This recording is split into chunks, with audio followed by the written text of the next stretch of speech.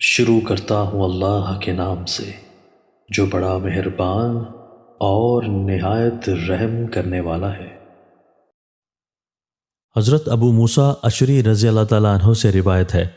کہ رسول اللہ صلی اللہ علیہ وآلہ وسلم بارگاہ خداوندی میں اس طرح عرض کیا کرتے تھے: اے اللہ،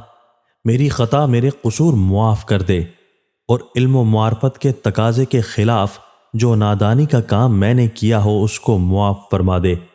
اور اپنے جس معاملہ میں بھی میں نے تیرے حکم اور تیری رضا کی حد سے تجاوز کیا ہو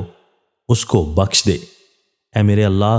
میرے وہ گناہ بھی معاف فرما دے جو ہنسی مذاق میں مجھ سے سرزد ہو گئے ہوں، اور وہ بھی معاف کر دے جو میں نے سوچ سمجھ کے اور سنجیدگی سے کیے ہوں۔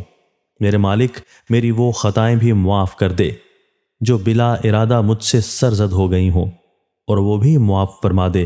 جو میں نے جان بوجھ کے ارادہ سے کی ہوں، اور اے میرے مالک، تو جانتا ہے کہ یہ سب طرح کی خطائیں میں نے کی ہیں۔ حضرت عبداللہ بن عباس رضی اللہ تعالیٰ عنہ سے روایت ہے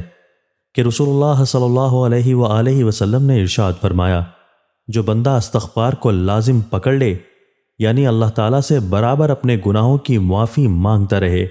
تو اللہ تعالیٰ اس کے لیے ہر تنگی اور مشکل سے نکلنے اور رہائی پانے کا راستہ بنا دے گا، اور اس کی ہر فکر اور ہر پریشانی کو دور کر کے کشادگی اور اطمینان عطا فرمائے گا، اور اس کو ان طریقوں سے رزق دے گا جن کا اس کو خیال و گمان بھی نہ ہوگا۔ تشریح: استغفار کی اصل غرض و غایت اور اس کا موضوع تو اللہ تعالیٰ سے اپنے گناہوں کو معاف کرانا ہے تاکہ بندہ ان کے عذاب و وبال سے بچ جائے، لیکن قرآن مجید سے بھی معلوم ہوتا ہے، اور رسول اللہ صلی اللہ علیہ وآلہ وسلم نے زیادہ وضاحت اور تفصیل کے ساتھ بتلایا ہے کہ استغفار بہت سی دنیاوی برکات کا باعث بنتا ہے، اور بندے کو اس دنیا میں بھی اس کے طفیل بہت کچھ ملتا ہے۔ اللہ تعالیٰ یقین و عمل نصیب فرمائے۔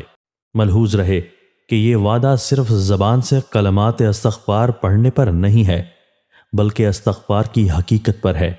جس کی پہلے وضاحت کی جا چکی ہے۔ اللہ تعالیٰ نصیب فرمائے۔ آپ کے تعاون کا شکریہ۔